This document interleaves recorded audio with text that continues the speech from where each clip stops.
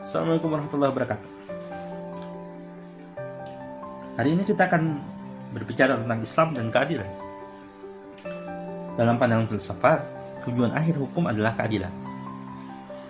Kaitannya dengan Islam, keadilan yang harus dicapai mesti mengacu pada pedoman pokok agama Islam. Apa itu? Al-Quran dan Sunnah. Artinya, tujuan keadilan melalui jalur hukum harus berawal dari dua segi dan mengarah kepada keadilan dua segi pula. Apa itu berawal dari dua segi? Karena ia berpedoman, ya, pertama kepada pedoman utama Islam, yaitu Al-Quran dan Sunnah di satu segi. Di segi yang lain, ia juga harus sesuai dengan pedoman prinsip keadilan yang secara umum menurut pandangan manusia. Jadi bukan berarti Islam itu meniadakan pandangan manusia, tidak. Pedomannya Al-Quran dan Sunnah, pedomannya agama, pedomannya syariat, ya, lalu juga rasio akal pemikiran manusia. Jadi salah ketika pemikiran agama itu adalah tirani yang menentukan harus begini-begini. Manusia juga diberi ruang akal untuk berpikir, untuk memberikan nilai-nilai. Tentu cara berpikirnya itu disesuaikan dengan nilai-nilai agama.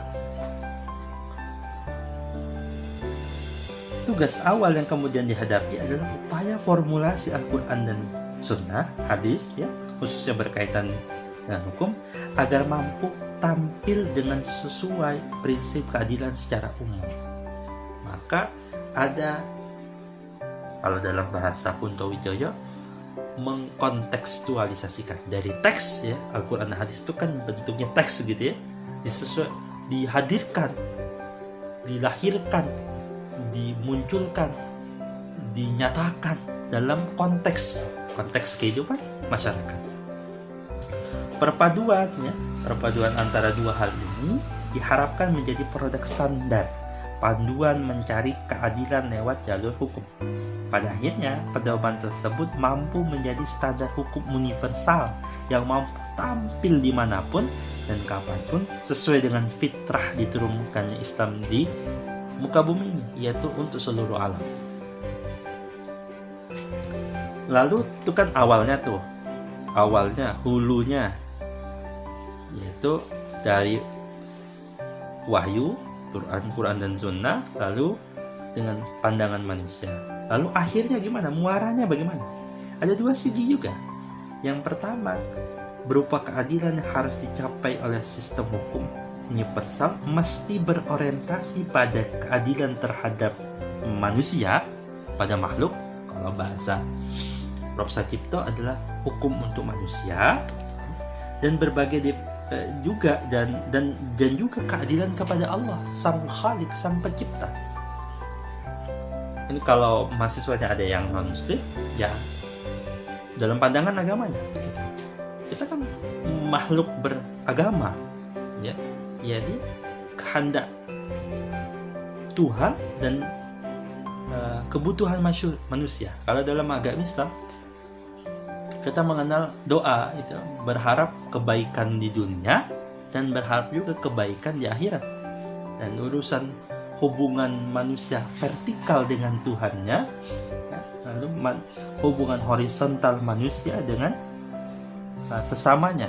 Dalam bahasa Arab kita kenal dengan hablum minallah, hubungan dengan Allah, hablum minannas, hubungan dengan manusia. Jadi bukan jadi adil kalau hanya takarannya itu hanya kepada Allah, ya. Tapi kita tidak berlaku baik kepada manusia. Jadi kalau hanya orang baik hanya untuk dirinya, lalu tidak mau masyarakat kebaikan itu belum nilai baik dalam pandangan Islam. Keadilan bagi manusia mengarah pada keadilan yang bukan hanya memaksakan kehendaknya, tapi juga bagaimana itu mampu menebar benih kebaikan pada orang lain.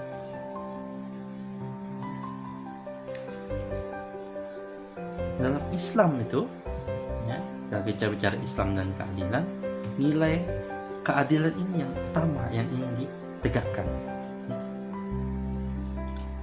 semangat keadilan kepada siapapun tanpa pandang bulu.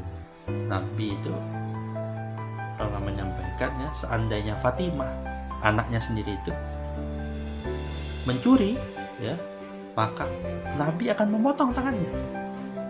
Kenapa? Karena yang pertama-tama tercerabut dari umat manusia itu, yang membuat kerusakan itu adalah tercerabutnya hukum, hilangnya keadilan, tajam ke bawah, tumpul ke atas.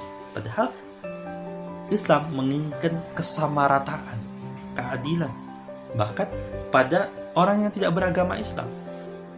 Ya, jadi jangan pandang Islam itu tidak memperhatikan orang yang di luar agamanya.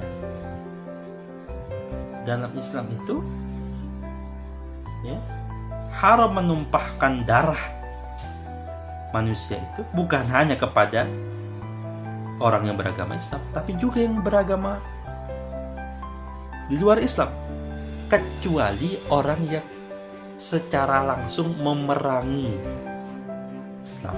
Memerangi Islam itu ya kayak perang beneran, itu bukan dalam perang dalam konteks yang lain, tapi perang fisik beneran.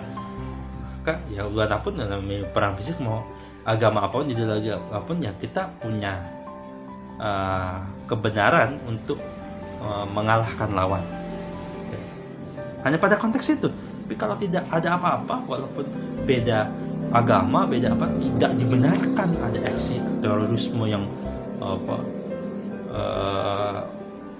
mencabut nyawa orang lain dengan seenaknya, itu tidak. Agama apapun, kepercayaan apapun, menolak itu semua. Ya?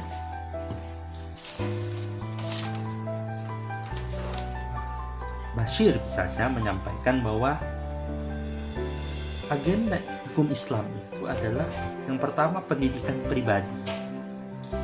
Maksudnya untuk menjadikan individu manusia itu berguna bagi dirinya dan masyarakat. Yang kedua, menegakkan keadilan.